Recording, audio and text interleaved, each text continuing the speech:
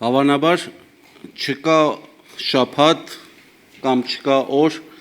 որ մենք չմտնենք խանութ կամ սուպերմարկետ։ Այնտեղ կան տարբեր տեսակի ապրանքներ, տարբեր տեսակի տուփեր եւ ամեն ապրանքի վրա կա պիտակ, շտրիխ կոդ, այսպես ասած։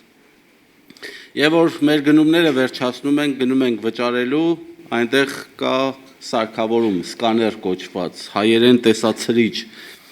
Եվ այդ սկաները մեկ վայրկյանում որոշում է ապրանքի գինը, որոշում է ապրանքի որակը, տեսակը եւ այլն։ Եք ցավը ինչու է կայանում, սիրելիներ, որ երբեմն մենք մարդկանց նայում ենք այդ ձևով, սկաների տեսքով, եւ մարդկանց վրա պիտակներ ենք փակցնում։ Այս մեկը ձախողակ է, այս մեկը հաջողակ է, այս մեկը մեղավոր է, այս մեկը սուրբ է։ Եվ մենք շատ հաճախ սկսում ենք տեսնել պիտակները, բայց չենք կարողանում տեսնել մարդուն։ Սակայն այսօր մենք պիտի տեսնենք, թե ինչպես են այդ պիտակները ջարդուփշուր լինում Աստծո շնորհի առջև։ Պատկերացրեք Գալիլեայի քաղաքներից մեկը։ Եվ այնտեղ սեղան է բացված, այնտեղ հյուրասիրություն է տեղի ունենում, եւ դա փարիսեցու տուն է։ Փարիսեցիները կամ իրեն ընկերները հավաքվել են այդ սեղանի շուրջ, եւ այդ սեղանը միայն պարզապես կերակուրի համար չէ։ Դա սուրբ մարդկանց հանդիպման վայր է։ Այսինքն սրբության ընկերներ կային այն ժամանակ, որոնք կոչվում էին հաբերիմներ, այդ հաբերիմների հանդիպման վայրներ, ովքեր ոչ միայն տաճարում, այլ տաճարից դուրս փորձում էին այդ սրբության օրենքները պահել իրենց առօրյա կյանքի մեջ, նաև կերակուրների մեջ։ Եվ այնտեղ քննարկում են տարբեր տեսակի աստվածաբանական հարցեր, քննարկում են, թե ինչպես կարելի է սրբության օրենքները կամ կանոնները պահել։ Սակայն այդ մթնոլորտի մեջ թաքնված է անտարբերություն, որ մենք պիտի հետագայում տեսնենք։ Հիսուսին կանչել էին այդ սեղանի շուրջ, եւ ով որ կանչել էր Հիսուսին կոչում էր վարդապետ, կարծես հարգանքի նշան էր, բայց միևնույն ժամանակ զլացել էր մատուցել տարական հարգանքի նշանները։ Չկար ոդլվալու ջուր, այնտեղ չկար ողջունի համբույր, չկար յուղը, որ մարդու գլուխն է սոցում։ Եվ հանկարծ այդտեղ մտնում է մի կին, ում ներկայությունը այդտեղ այդ պաշտոնական անձանց համար պղծություն է համարվում։ Այդ կինը ամբողջ քաղաքին հայտնի է, բայց ոչ թե իր բարեպաշտությամբ, այլ իր մեղքով եւ ամոթի բեռով։ Նրա հայտնվելուն պես կարծես օդը ողողվում է թանկարժեք օծանելիքի բույրով, բայց այդ բույրը հանգստություն չի բերում։ Այդ բույրը շոկի է ենթարկում այնտեղ գտնվող մարդկանց։ Իրավիճակը լարվում է, եւ սա պարզապես սովորական հանդիպում չէ։ Սա երկու հակադիր աշխարհների բախում է։ Մեկը չոր օրինապաշտության, որ վախենում է մեղքի հետ շփվելուց,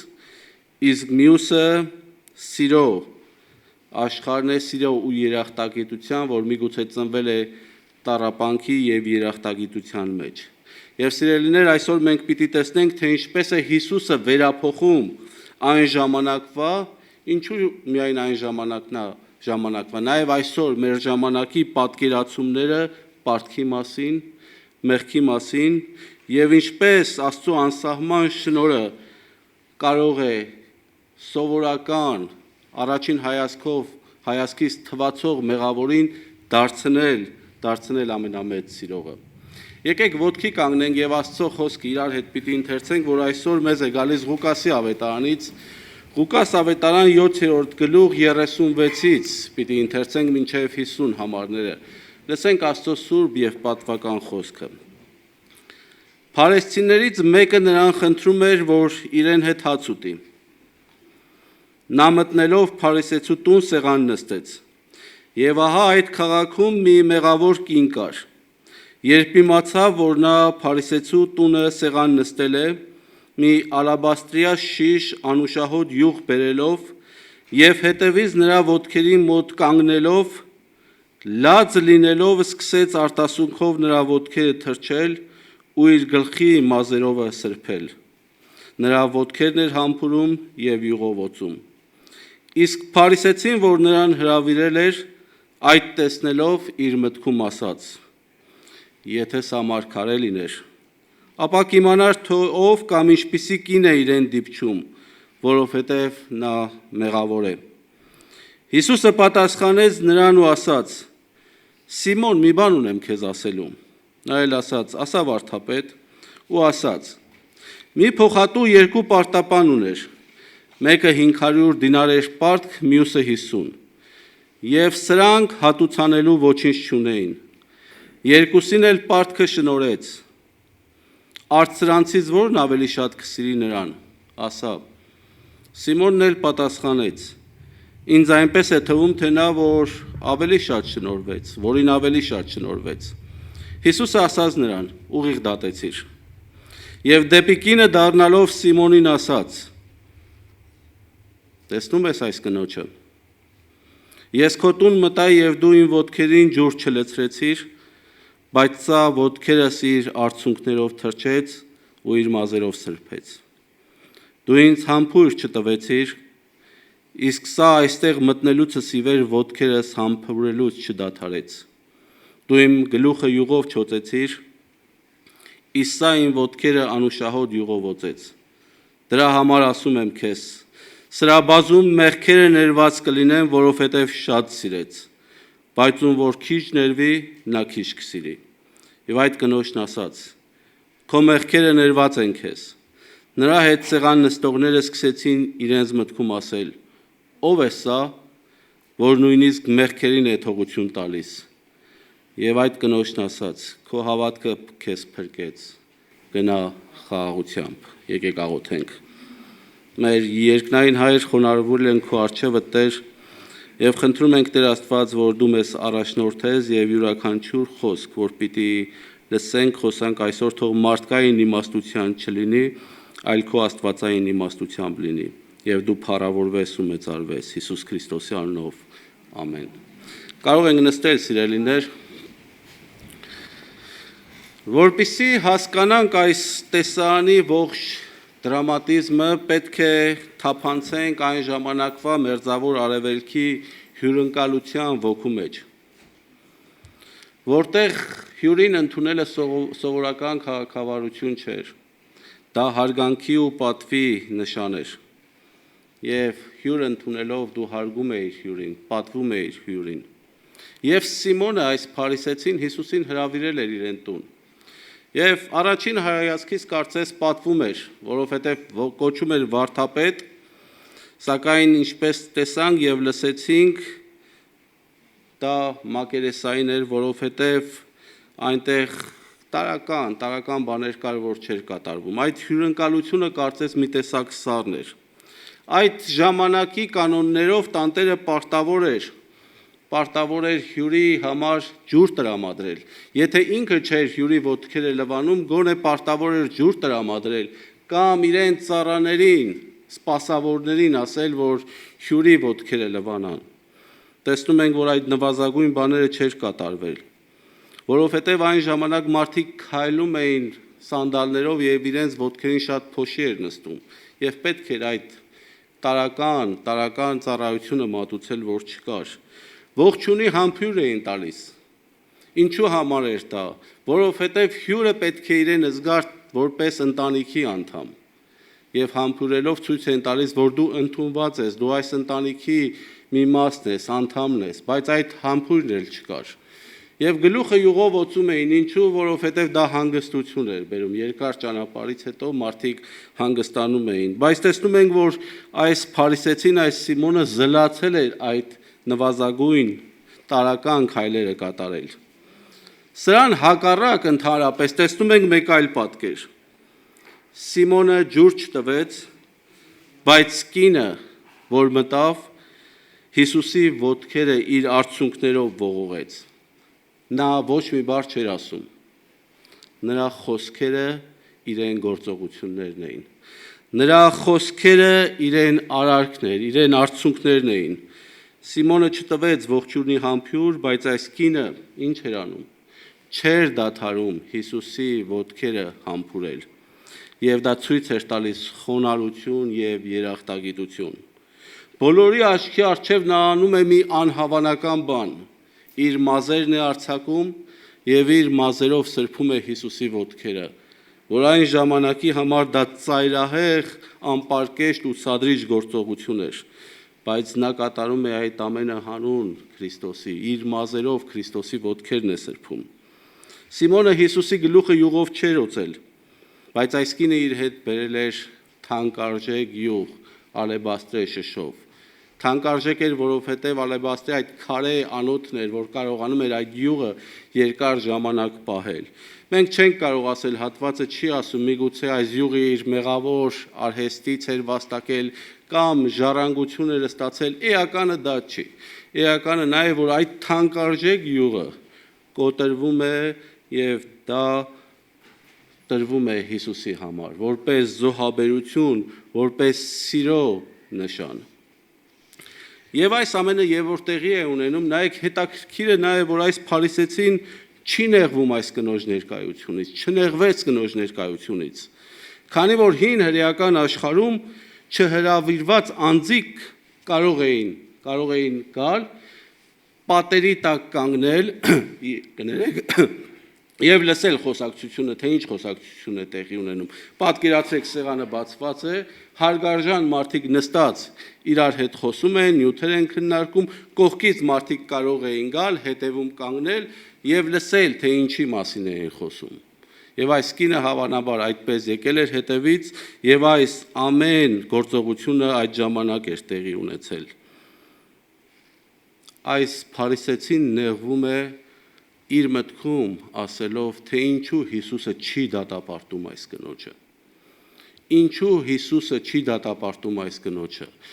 Իր մտքում ինչ է ասում. եթե սա մարգարե լիներ, կիմանար, թե ով է այս կինը,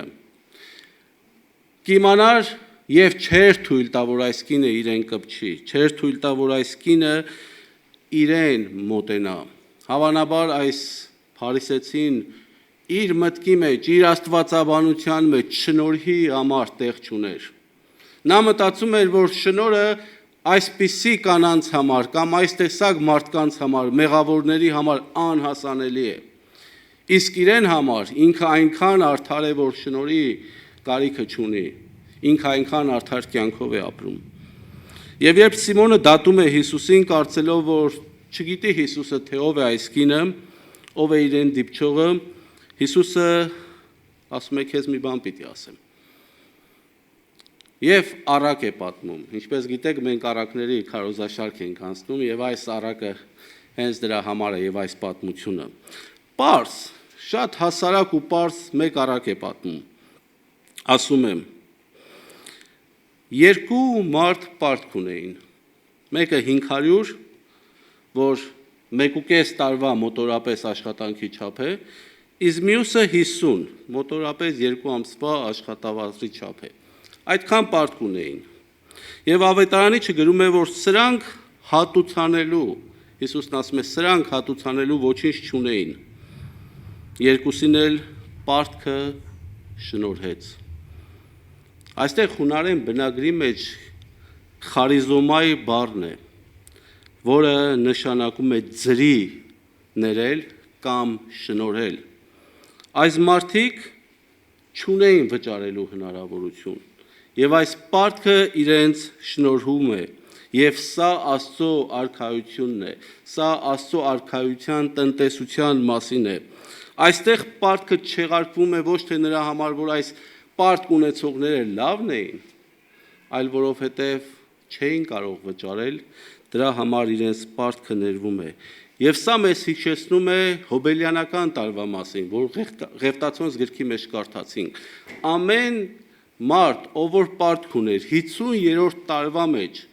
այդ պարտքերը պիտի շնորհվեին, անկախ նրանից ինքը կարող էր վճարել, թե չէր կարող վճարել։ Եվ այստեղ կարծես Հիսուսը հայտարարում է, որ իմ թագավորության գալով, իմ աշխարհ գալով այդ հոբելյանական տարին եկել է, եւ դուք պետք է իրար ներում շնորհեք։ Բայց մենք տեսնում ենք, որ այս փարիսեցու համար այդ ամենը չկար։ Ձրի առանց ոչ մի բանի շնորհեց։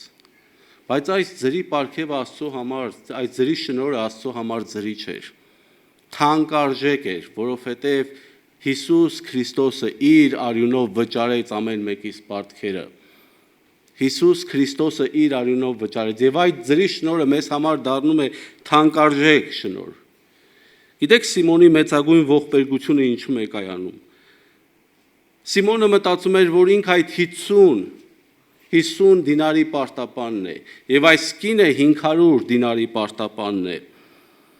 Եվ ինքը իրեն պատկերացնում էր քիչ պարտք ունեցող, քան մյուսը։ Սակայն իրականությունը, եթե նայես, այս երկուսն էլ իրենց գրպանում փող չունեին։ Եթե դու պարտք ես ինչ-որ մեկին, լինի $2000, թե $20,000, եթե գրպանումդ 100 դրամ չկա եւ չես կարող վճարել, երկուսդ էլ մեղավոր եք, երկուսդ էլ պարտական եք։ Սակայն Սիմոնը այս ամենը չէր հասկանում։ Եվ մեր փրկությունը, սիրելիներ, սկսվում է այնտեղից, եւ որ մենք գիտակցում ենք, որ մենք ոչինչ չունենք։ Մենք չկա մի բան, որով կարող ենք Աստծո առջև ներկայանալ։ Չունենք ոչ մի բան, որ կարող ենք կանգնել Աստծո առջև եւ պարծենալ, լինի մեծ, լինի փոքր։ Մենք բոլորս հավասարապես Աստծո առջև պարտական ենք։ Մենք բոլորս հավասարապես Աստծո առջև մեղավոր ենք։ Խաբկանքը նրանում է կայանում, եւ որ մենք սկսում ենք մեզ բարձր դասել, ուրիշներին ցածրացնել, մտածելով, որ մենք ավելի քիչ ենք պարտական։ Բայց սիրելիներ, շատ կարևոր է հասկանալ, որ բոլորս էլ պարտավոր ենք եւ չենք կարող վճարել։ Եվ որ մենք ներվում ենք, մեզ ներվում է շնորհում, սիրելիներ։ Մենք ոչ թե դառնում ենք դատավորներ, որ պիտի դատենք մնացածին, այլ մենք պիտի հասկանանք, որ մենք ներվել ենք եւ մեկ ընտանիքի անդամներ ենք, միևնույն ընտանիքի, պարտք ունեցող ընտանիքի անդամներ ենք։ Մենք բոլորս ստեղծված ենք Աստծո պատկերով եւ կանչված ենք օրհնություն լինելու մեկս մյուսի համար եւ ոչ թե բաժանություն դնելու համար։ Իրական շնորհը, սիրելիները, ստիպում է մեզ ոչ թե պիտակներ կպցնել, այլ դառնալ կամուրջ, որով Աստծո սերը հասանելի կդառնա նրանց համար, ովքեր անվճարունակ են։ Եվ գալիս է պատմության մեջ ամենացնցող պահը։ Եվ որ Հիսուսը այս առակը պատմում է, Սիմոնին ասում է, դրանից հետո ասում է, քեզ մի հարց պիտի տամ, եւ Սիմոնը պատասխանում է այդ հարցին, եւ Հիսուսը Աստծո խոսքն ասում է, որ շրջվում է դեպի կինը,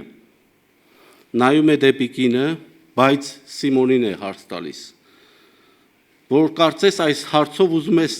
արթնացնել այս Սիմոնի խիղճը։ Եվ ինչ է ասում Հիսուսը։ Տեսնում ես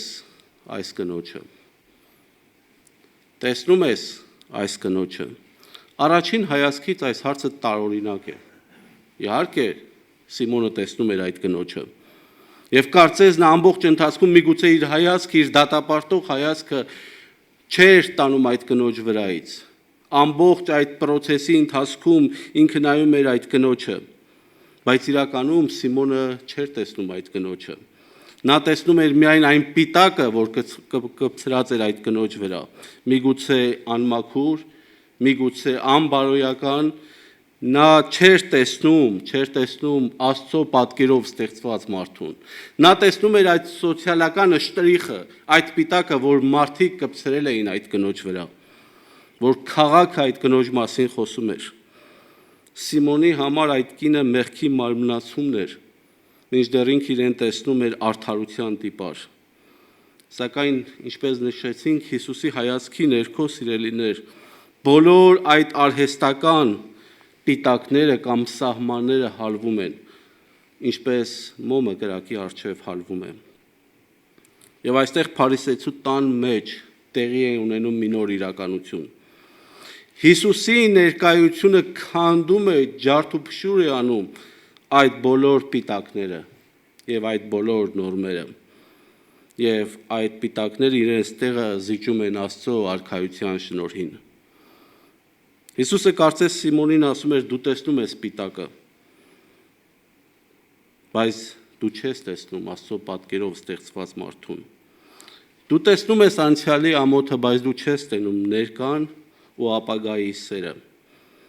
Տեսնում ես ամոթը, բայց ես տեսնում եմ ապագայի հույսը։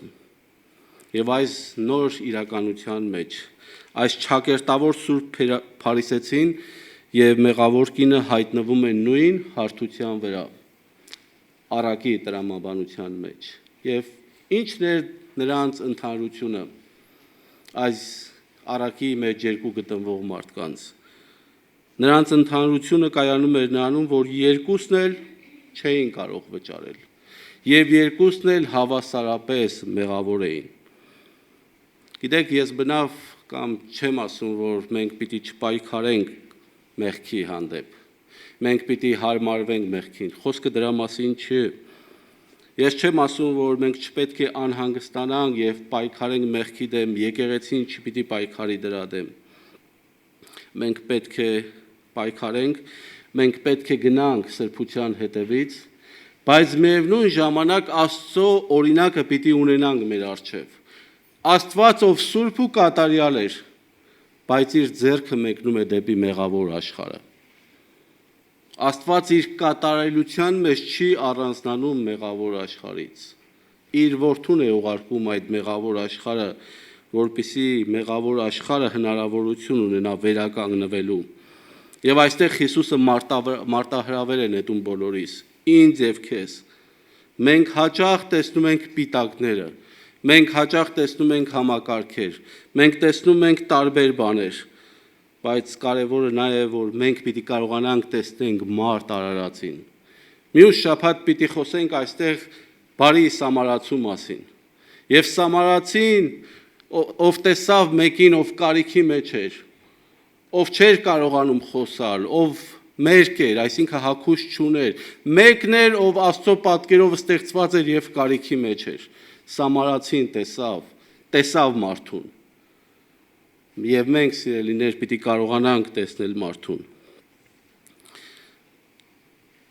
Մենք Հիսուսից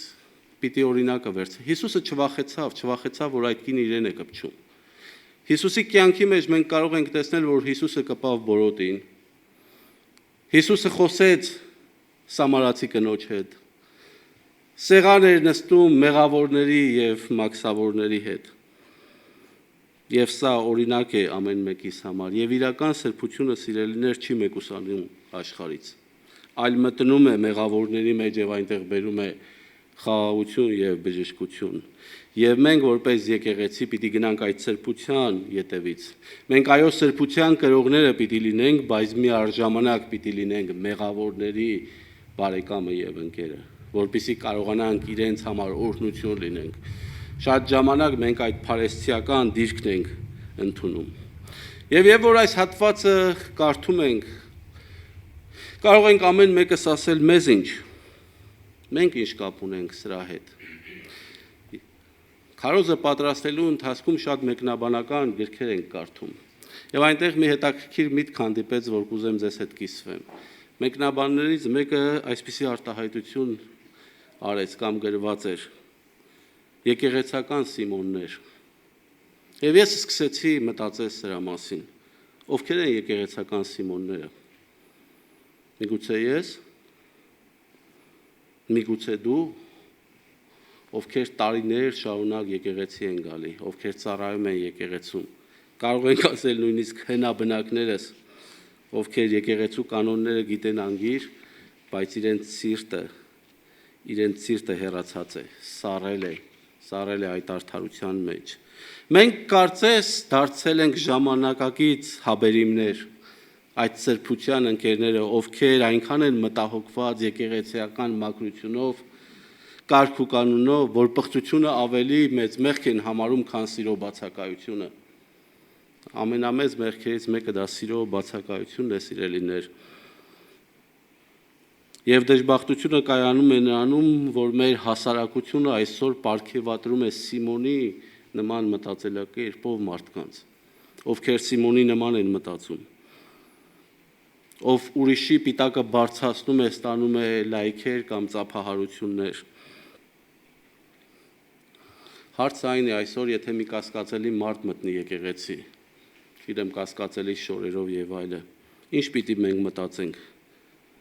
Կամ եւ որ մարդուն մենք տեսնում ենք, մենք նրա համբավն ենք տեսնում, թե Աստծո պատկերով ստեղծված մարդուն ենք տեսնում։ Գիտեք, մենք վախենում ենք երբեմն վարակվել մեղքից կամ փչացնել եկեղեցու պատերը, բայց մոռանում ենք, որ իրական սրբությունը ավելի վարակիչ ու զորեղ է, քան յուրաքանչյուր մեղք։ Իրական սրբությունը ավելի վարակիչ է, քան մեղքը։ Եվ մենք պիտի կարողանանք այդ ուղղությամբ գնանք։ Ինչպես նշեցին, Քրիստոսը չվախեց այդ կնոջ հպումից, որովհետև նրա սերն ավելի զորեղ էր, քան կնոջ մեղքը։ Գուցե մեր սրտի սառնության պատճառն էլ դա է, որ մենք մեզ համարում ենք փոքր պարտապաններ։ Մենք մեզ համարում ենք 50։ Նայելով մեր կյանքին, գուցե մենք ասում ենք, գիտեք ինչ, մենք չունենք ճչացող մեղքեր։ Ես մարդասպան չեմ, ես շնացող չեմ, գող ու ավազակ չեմ, ուրեմն ես փոքր պարտական եմ։ Բայց դրա մեջ վտանգավոր թակարդ կա, որովհետև դրա մեջ մենք մխիթարություն ենք գտնում։ Դրա մեջ մխիթարություն ենք գտնում եւ սա հոգեվոր ամենամեծ կուրությունն է, որովհետև Աստծո բացարձակ սրբության առջև մենք բոլորս էլ